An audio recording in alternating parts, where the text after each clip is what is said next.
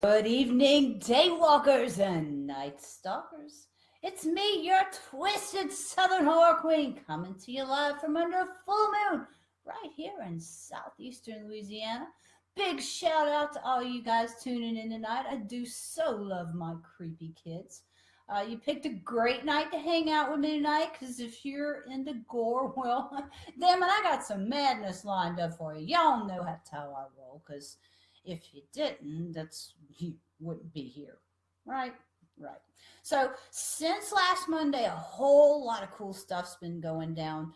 I'm proud to announce that the Twisted Southern Horror Queen show is now part of the Edge Radio Network family. It's a huge move for me, and things are just kind of getting kicked off. But man, I am freaking impressed at all the stuff that these folks have to offer. So make sure you keep your eyes on Facebook/Southern Horror Queen. I so love that whole slash thing, right? There's going to be all kinds of new stuff coming up in the next couple days and, of course, in the weeks following. And y'all are going to dig all of it. There's going to be, there's some new things that I do need to tell you about. Like tonight is going to be the last broadcast that I do on Monday nights. So you guys need to start tuning in on Tuesday nights. But I'll make sure to give you all a nice little reminder. I'm changing nights because of our appearance schedule for this year, which is insane. There's a whole lot of dates. There's a whole lot of dates still pending. Just waiting for some stuff to happen.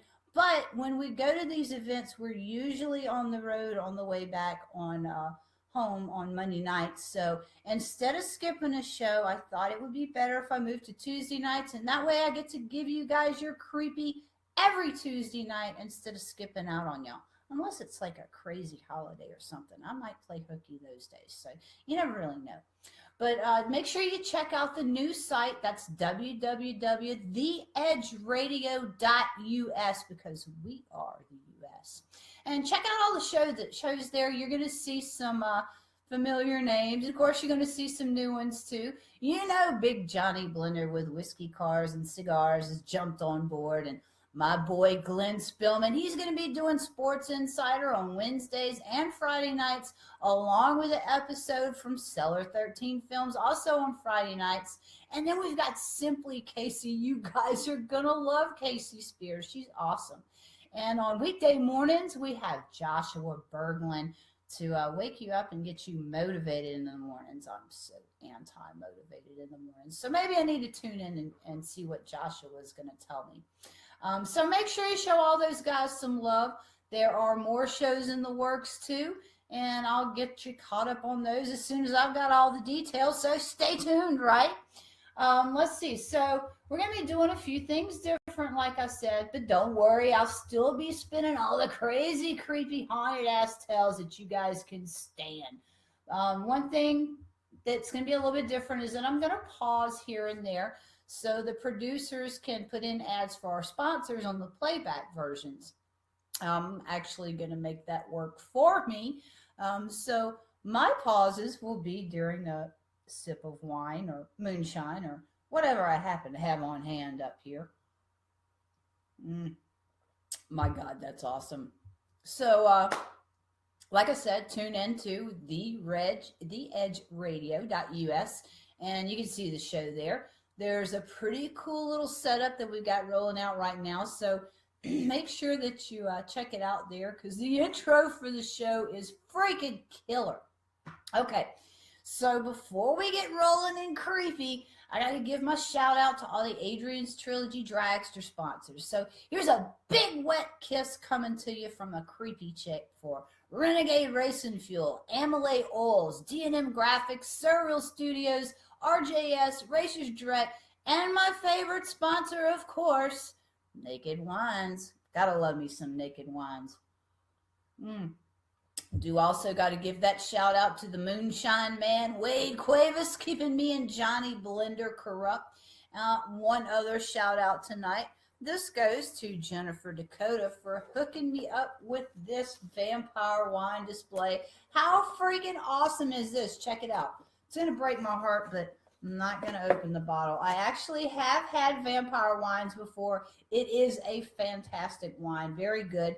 But just for the sake of keeping it all original, I'm not going to partake of this particular bottle. I'm going to save it and put it up here in my little loft somewhere where it'll look creepy.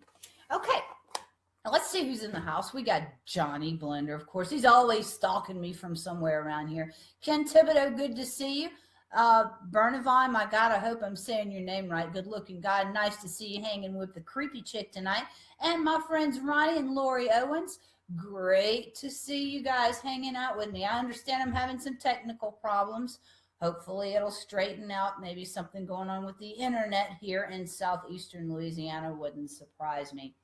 Okay, so let's see. I also want to remind you that if you're feeling the need to stalk me, you can always look me up at authorlyngibson.com, where you can find my books and my blogs and links to past shows and pictures from past events and the 2018 Adrian's Ferry Dragster schedule as it stands.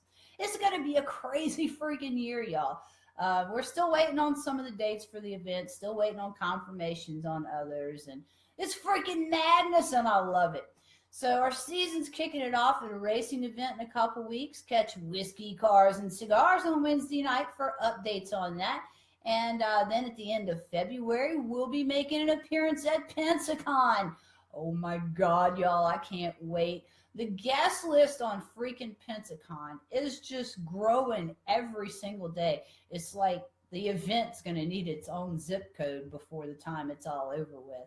So, all right, with all that being said, I got a new sponsor announcement to make, and it's killing me, but I can't drop that bomb just yet. So I guess we'll go ahead and kick off the crazy now. So you know what you got to do?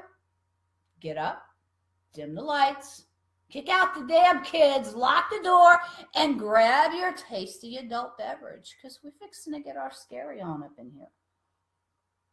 So the other day I'm flipping through channels and I'm looking for a good horror flick. Y'all know me. If the TV's on, it's got to have blood and guts or something crazy going on.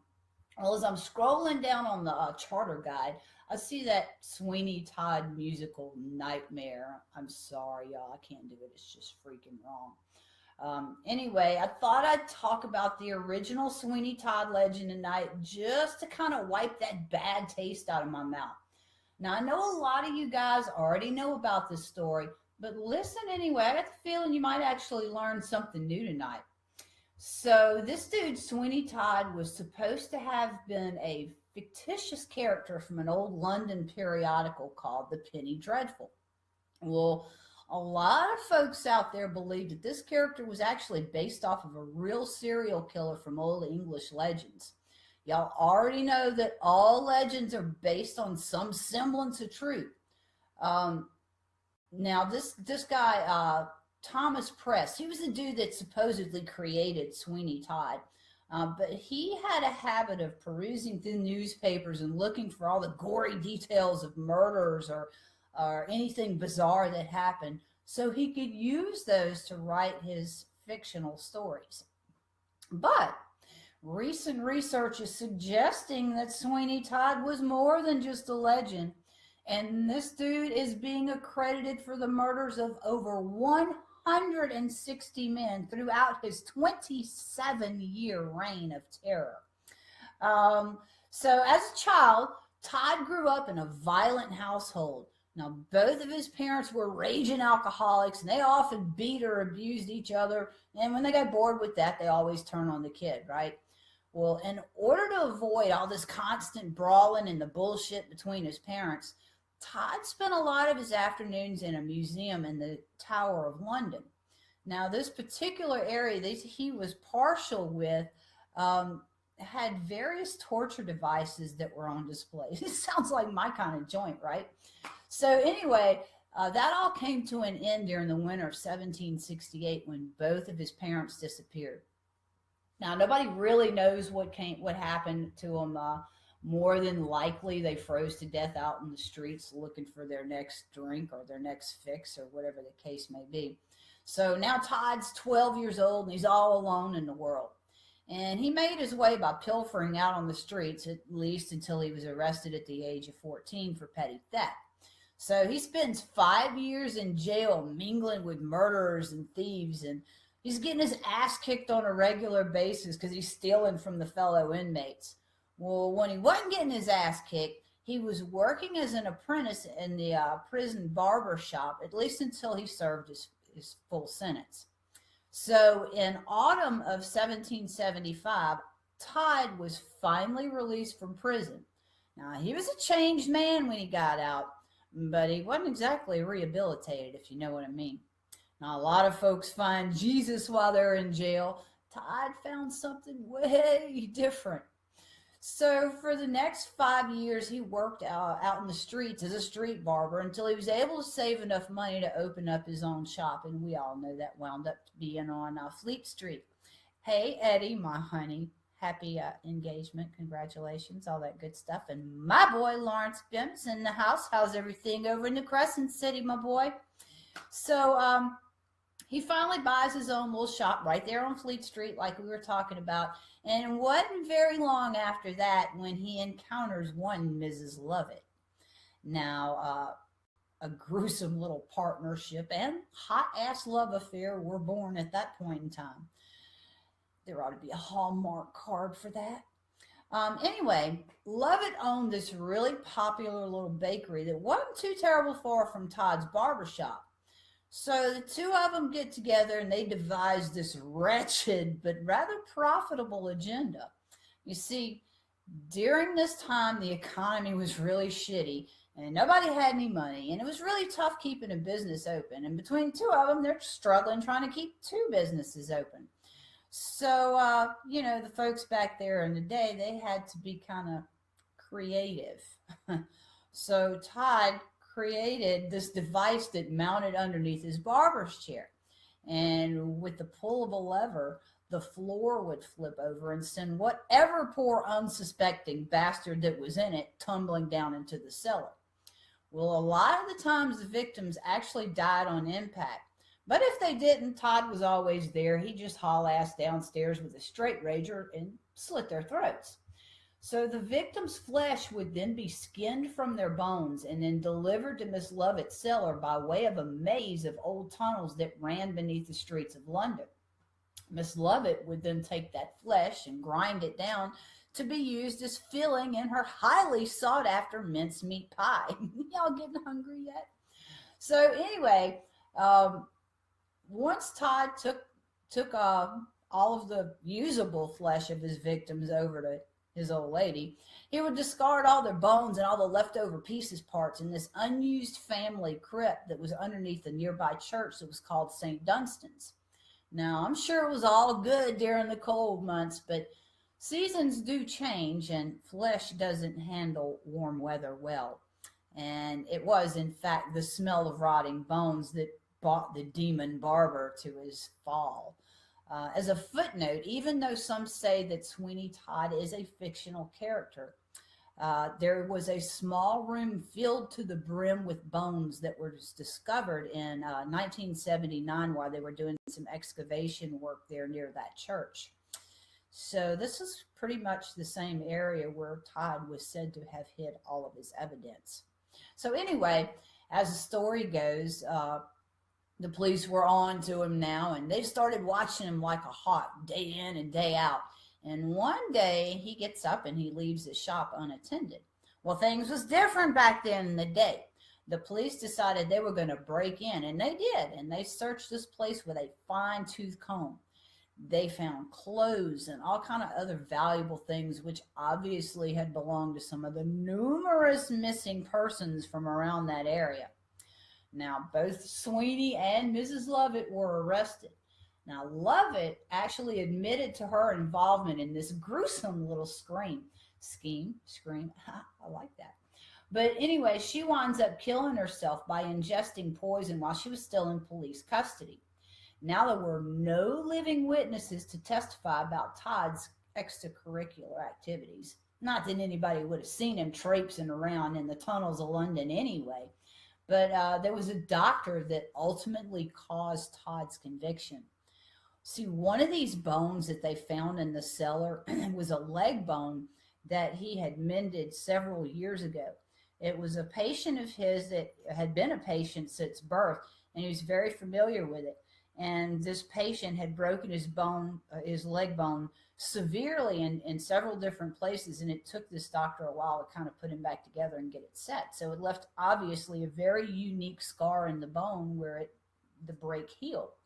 So that unique little fracture line in the healed bone was actually what sealed Todd's fate. He was later convicted and hanged on January 25th, 1802. Your boy was 46 years old at that time. All right, I kind of feel better now. I gave the legend its balls back. And with that, it's time for one of those breaks that I was telling you about earlier. I'm kind of digging this part. It gives me an excuse to empty this wine glass. Hey, Susie, glad to see you, honey. All right, so we're just going to kind of jump around all over the place tonight. Next, I'm going to tell you guys about an urban legend I found in New York.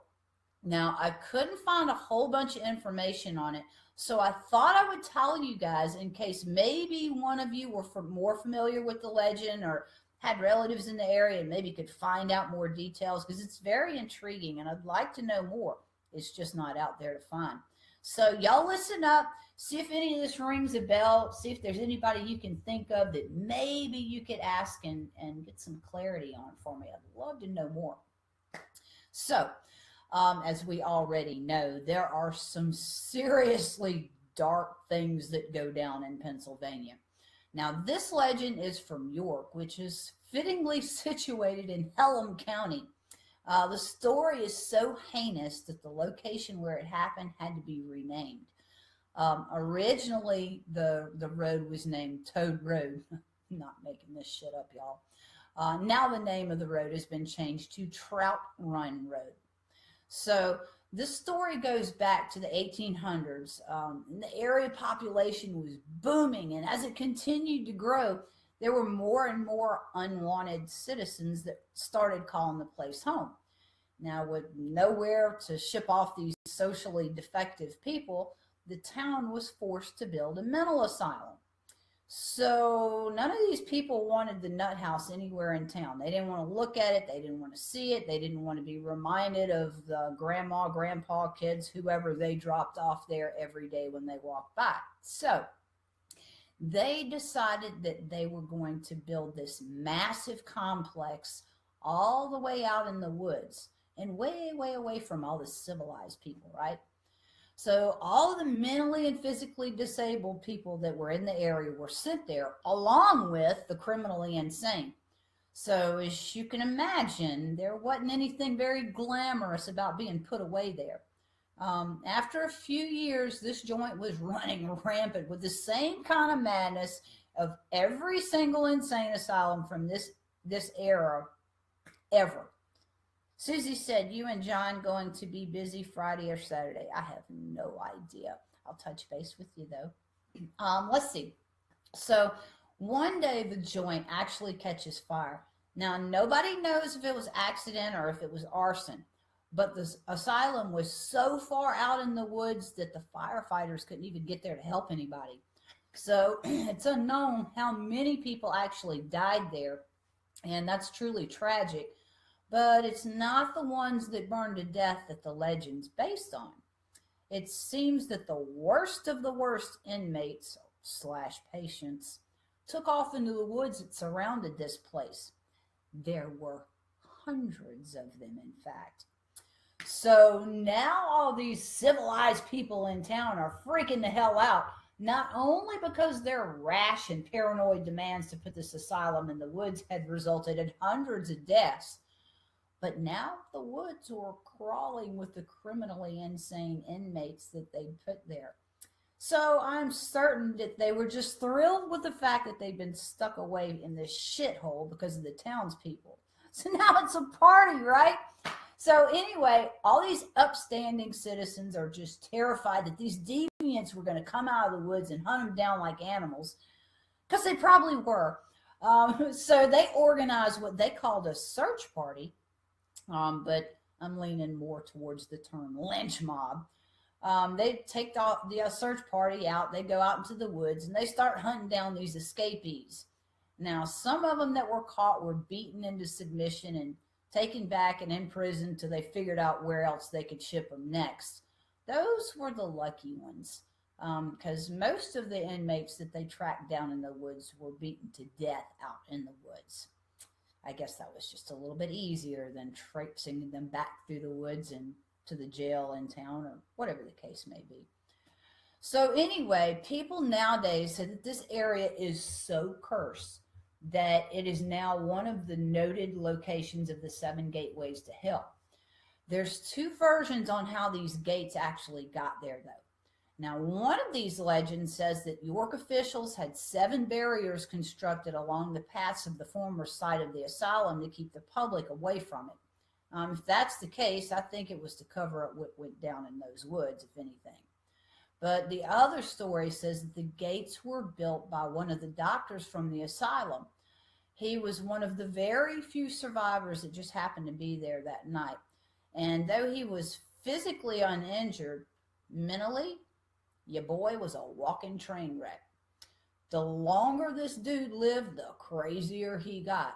So while he's losing his sanity, it's said that he built these gates and designed them to where they would lead curious thrill seekers further and further into the woods. Regardless of how they got there, there is some crazy shit going down there. Check this out. Folks say that the first gate is visible during the day. The rest of them aren't. At night, that's when the other gates all become visible. Now, passing through all 7 of these gates is said to take the visitor straight to hell, and it's reported that nobody has passed 5 and ever returned to talk about it. The folks that have managed to find the path all seem to agree that there's this overwhelming sense of evil there, and many of them have reported seeing frantic apparitions and hearing strange noises and menacing screams. And the legend says that if you do manage to get past all 7 gates, you're going to be standing at the foot of the burnt remains of this mental hospital, which is said to be the actual passageway to hell itself. So if you guys know any other details about this legend, inbox me, because I'd really like to hear about it. So who's up for a poltergeist tale now? Oh, snap. I saw just like everybody's raising their hand. Cool. Let me get y'all hooked up. But before we do, I think this is another good spot to pause for those commercial breaks, right? Consider myself paused. Okay. So this poltergeist case actually went down across the pond. And we're not talking about the Enfield poltergeist, because I think we did a pretty good job covering that with the Ed and Lorraine Warren shows a few weeks back. This rather well-documented case, like I said, wasn't one of the Warren investigations. This is the Thornton Heath poltergeist case, and it has got some madness with it. It was around 30 years ago, this coming August, when all this crazy shit starts going down. So all of a sudden, out of nowhere, in this peaceful house that had no previous problems, the radio cuts on in the middle of the night, and it's blaring something in some foreign language station. Well, in my mind, I can just see this little Asian dude going, "Signs say all you can eat, not eat at all." But that's just the way my mind works. Anyway, this family later reported when they were interviewed that they had no idea why this station would have come on. They'd never listened to it before. Nobody in the house spoke any other language other than English. But this one little incident set off a 4-year tour in the freaking Twilight Zone for this family. Now, after this radio incident, it became obvious that whatever had moved in with the family had some kind of obsession with the lamp on the bedside table. It must have been ugly as hell because it was constantly being knocked off into the floor. Now, there was always something being moved around, or lights going off and on, or water faucets coming off and on for no reason, and little things that were just kind of obvious enough to let them know that something was there with them. Well, after a while, it just kind of became like the norm for these folks, and everything was just pretty much blown off, at least until Christmas of 1972. So the family had had a small gathering, and everybody's standing at the fireplace. They're having a drink and they're chatting and all this kind of stuff. Well, all of a sudden, one of the family's heirloom ornaments flies off the Christmas tree and it pegs the husband in the head. It hit him so hard that he staggered back and he collapsed into this chair that was behind him. Well, before anybody could even run up and tend to him to see if he was okay, the Christmas tree itself rises up off the floor and just starts shaking. So, yeah, needless to say, there was a room full of witnesses, and by now, at this point, I'm thinking they all lost their buzz. So things just kind of got worse from there. And the family starts hearing these unexplained footsteps upstairs in their bedrooms. And of course, when they'd rush up there to see what the hell's going on, the footsteps would stop. And of course, there's nobody there. Well, the footsteps start progressing to knocking on the walls and shit being hurled at them by unseen hands. Then one night, one of the kids wakes up and he sees what he described as a tall, angry man standing at the foot of his bed, just glaring at him with angry eyes. The kid also said that he was wearing old-fashioned light clothes. Well, it wasn't just the family that saw all this madness. Besides the outburst at the Christmas party, there was another event where the poltergeist decided he was going to show his ass in front of an audience. So this one night, the family was hosting a dinner party. And they'd invited several guests, of course, closest friends and maybe a couple of family members. So they're all sitting around the table and they're talking, and suddenly there's this deafening banging at the front door. So everybody stops talking and kind of looks at each other. The husband stands up from the table, and before he could push his chair back underneath the table, the front door flies open off its hinges and crashes into the wall. Then all the lights in the house start blinking on and off. Well, he was wondering the whole time what kind of idiot's beating on the door. Now everybody else is wondering what the hell is going on, right? So that's when the family finally decided they needed to get a little bit of help. So, of course, they start at their local church, and the church sends a priest over. He shows up a few days later, and same thing happened in this case as what normally happens. The priest comes in, he blesses the house, and it doesn't really resolve anything. It just typically pisses off whatever entity it is that's taken up homestead there, and they tend to throw a bitch fit later on. Well, that's exactly what happened with the Thornton Heath poltergeist. He was one of those.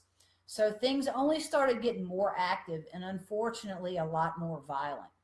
Things were being thrown around and pictures flung from the walls. The footsteps were louder and angrier. The banging on the wall was damn near deafening now. This poltergeist even took to moving furniture around. Sometimes there'd be these loud crashing sounds that echoed through the house, but nobody was ever able to figure out where the sounds were coming from, and there was never any damage, so nobody knew what the hell was going on there. Now, a few weeks later, this family hooks up with a medium.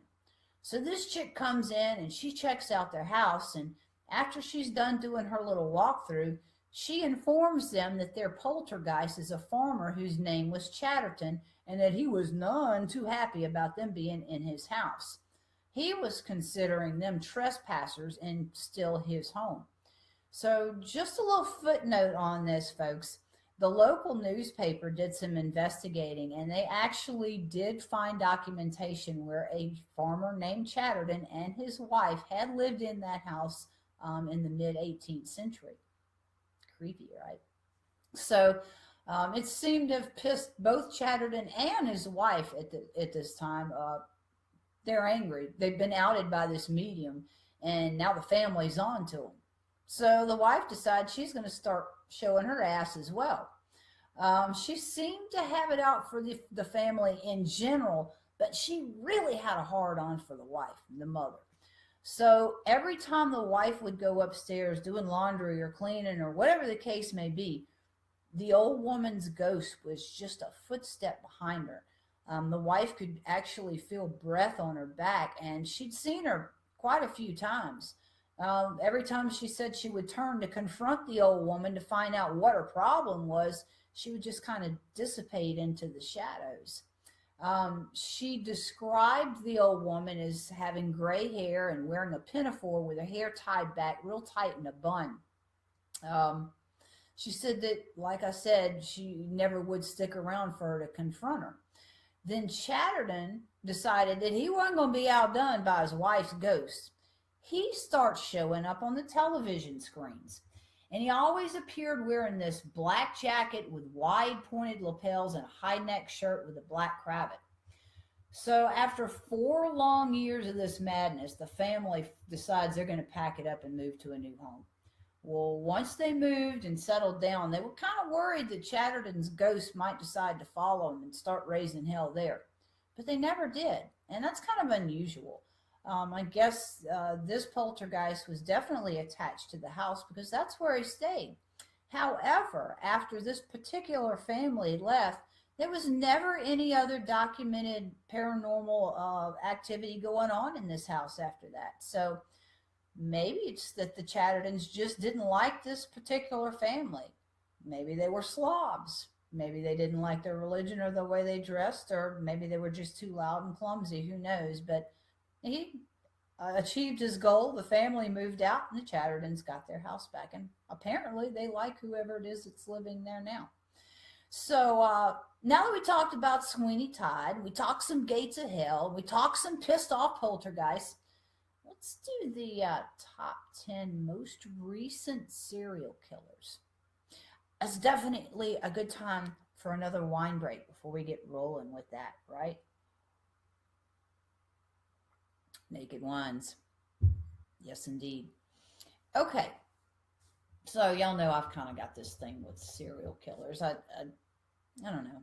They're weird, but you can kind of associate with their thought patterns. I recently watched The Confessions of Dahmer. It was like a 2-part thing on the Oxygen Network. And of course, the dude's dead. So all of the live footage is like from back in the 70s and 80s and stuff. But there were a lot of things that he said about his thought process that were vaguely familiar to me because I think a lot along the same lines. Of course, there are lines that you don't cross. On the flip side of that, most serial killers have very high IQs. So I'm kind of pat myself on the back, just telling myself it's because I have an IQ that's very high. It's not because I actually want to kill a whole lot of people. So anyway, back to that list, top 10. We got Pixels. Yeah, I don't know what's going on with Facebook tonight. Something is wigging out. So we're having some kind of technical issues. I've been having problems with my fan page all week. I think someone might have the red ass and has tried to report me or something. Oh, well. So we're not going to elaborate on that. So number 10, Lonnie Franklin Jr. He was snatched off the streets of LA in 2010. Now, this dude was tagged with the alias of the Grim Sleeper, as apparently he murdered in spurts because he took this break between 1988 and 2002. Apparently, he didn't kill anybody in that time period. He was actually busted as a fluke.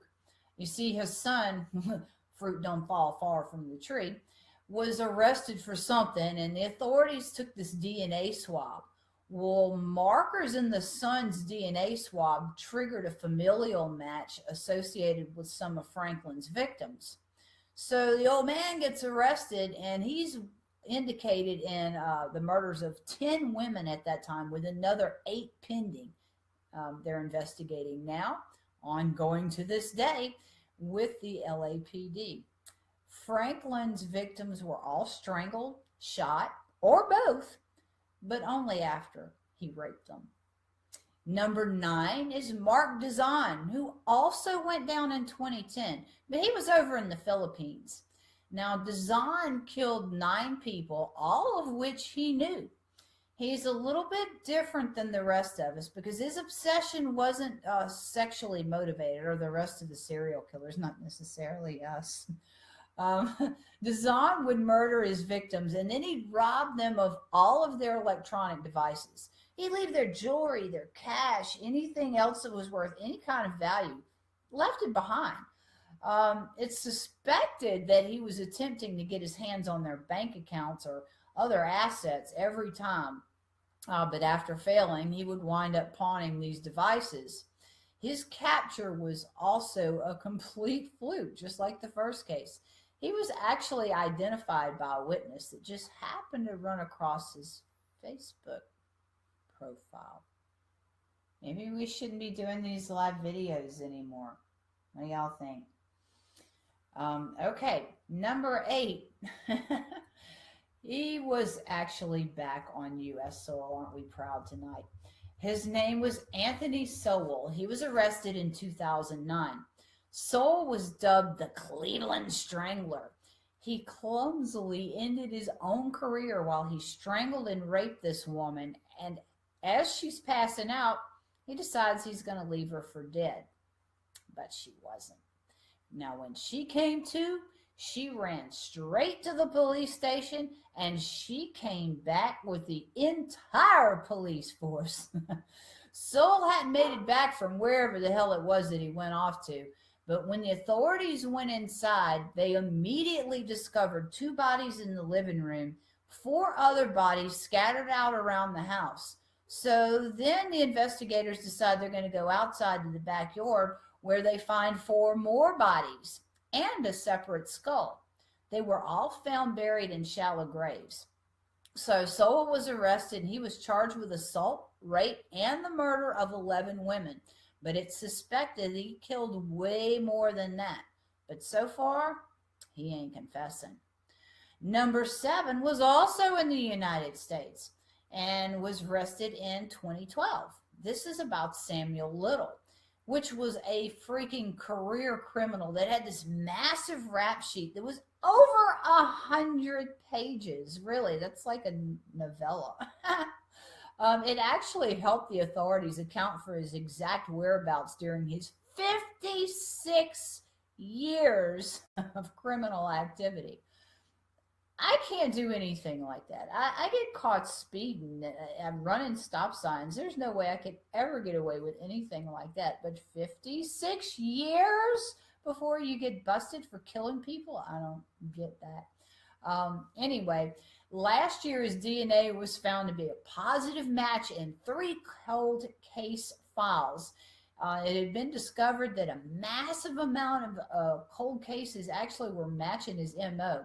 And the dates that he was present in those specific towns, of course, correlated with his rap sheet of 100 pages.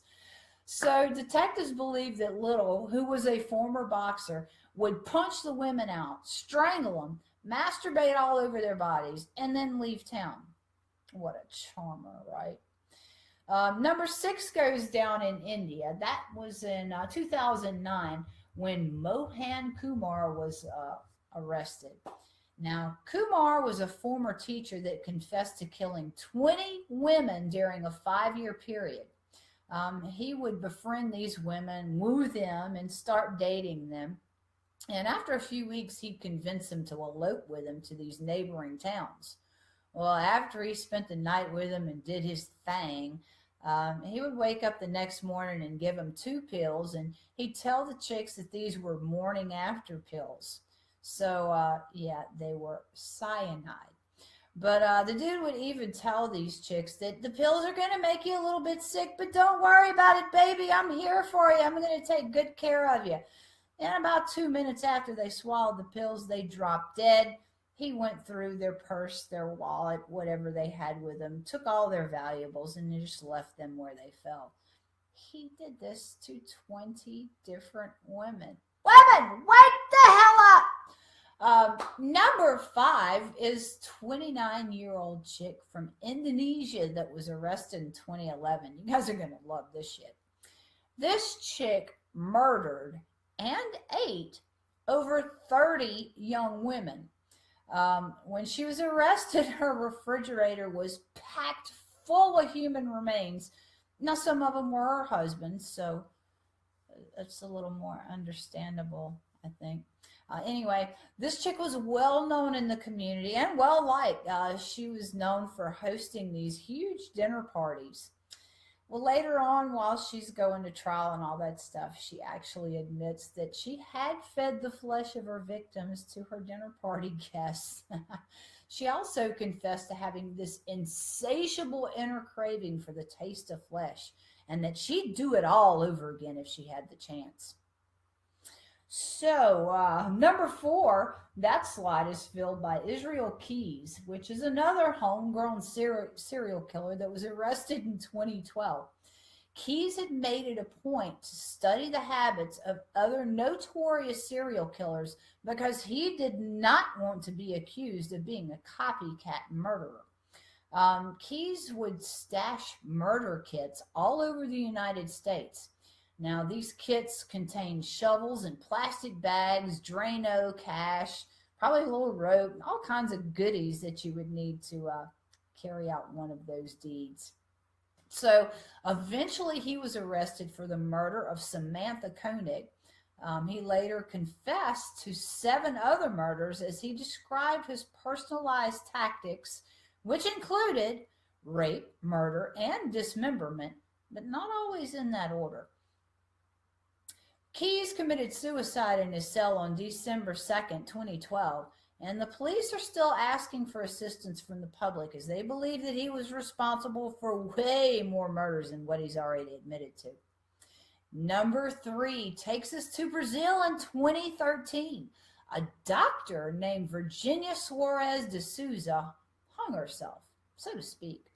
The phones had been tapped because they apparently had suspected that she was up to no good.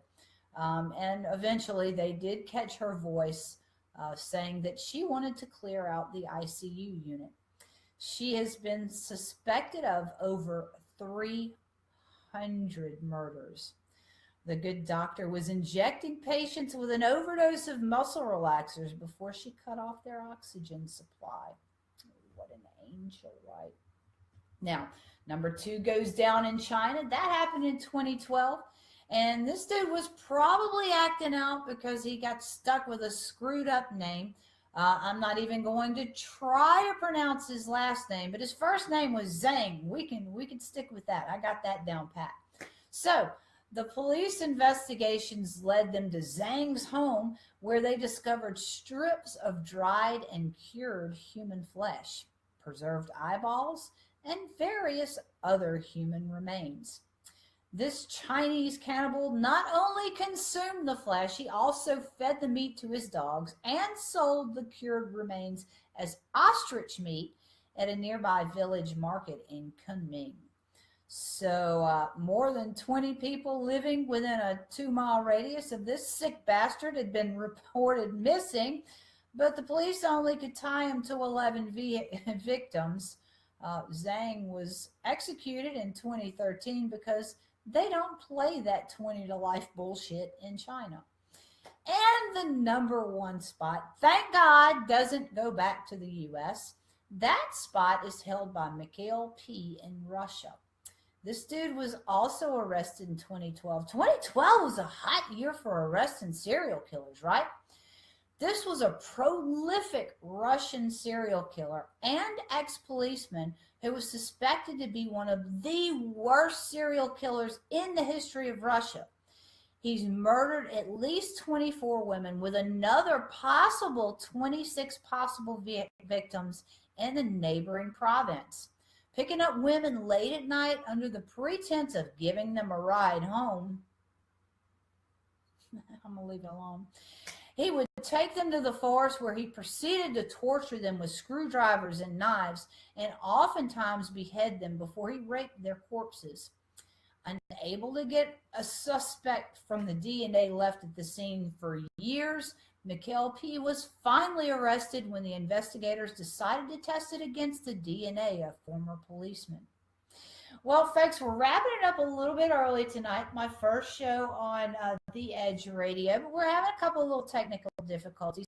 Don't know what the hell is going on. I do see that I've got Joe, James, Brandon, Vell have also joined in.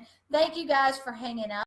Hang with me. All of the little technical issues should be worked out by the next show. Hopefully the replay won't have any issues with it. I don't know. It's one of those days, I guess. But I hope that was enough creepy for you guys for the night. And, you know, if you start fiending in the next few days and you just got to have a little bit more creepy in your life, you can always go to authorlyngibson.com and you can find my books there. You can find my blogs there. You can find a link to Movie Lovers Unite where I have a creepy little column there. And coming soon, there's going to be another link to The Edge Radio where you can go and look at the playbacks, which you really need to do that because there's such a cool intro that they have for the show. They say there's an outro too, but I haven't seen that yet. I can vouch for the intro. It's awesome. I freaking love it. But anyway, I want to take a minute to remind you that if you've heard parts of an urban legend or want to hear a little bit more about it, or if there's some creepy history right there in your neck of the woods, or somebody else's neck of the woods for that matter, that you want to know more about, inbox me, let me know, give me as much information as you have on it, because I love to dig into this stuff. And of course, if I can find enough solid evidence and enough of the legend, I'll do a show on it. And I'll gotta give you a shout out too. Hope you enjoyed the show tonight. Remember to keep an eye out for all these new upcoming announcements on Facebook / Southern Horror Queen. Like I said, I love my creepy kids. So that's it for now. And I hope to see you guys again next week. Just remember, next week we're starting on Tuesday night. So until then, kiddos, y'all keep it creepy because you know I will.